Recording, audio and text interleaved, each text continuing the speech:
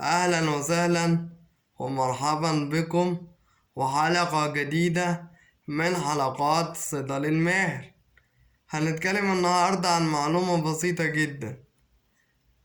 امتى أقلق من وجود السعال المستمر، أو علامات تدل على خطورة السعال المستمر، أو بطريقة أبسط، امتى لو أنا شفت علامات مع السعال يستلزم إن أنا أروح للدكتور. لو كان مع السعال ده ضيق في التنفس، بتكح لغاية ما صوتك بيروح ونفسك بتتخنق يعني كده. طيب، لو في مع السعال المستمر ده تورم في اللسان والوجه، أو من كتر ما انت بتكح أو المريض بيكح في ألم في الصدر. طيب، أو بتفضل تكح لغاية ما بيحصل سعال دموي.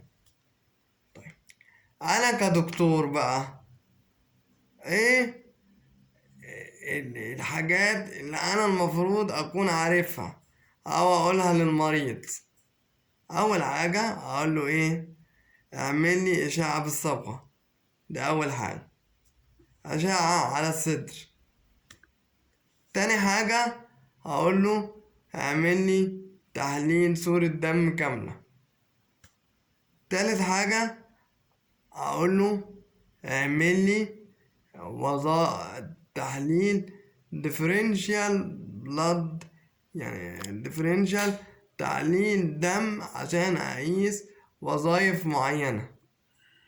طيب، اذا لقيت تحليل الدم سليم يبقى هستبعد حاجات معينة، زي استبعد الانيميا، استبعد استبعد حساسية الصدر الى اخره.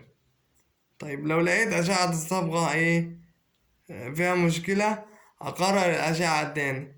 لو لقيت في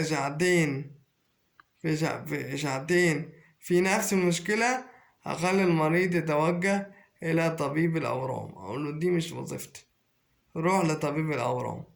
في نهاية هذه الحلقة أتمنى أن تكون الحلقة عجبتكم، تعملوا إعجاب على الفيديو وتشتركوا في القناة وتفعلوا الجرس حتى يصل إليكم كل جديد. السلام عليكم ورحمة الله وبركاته.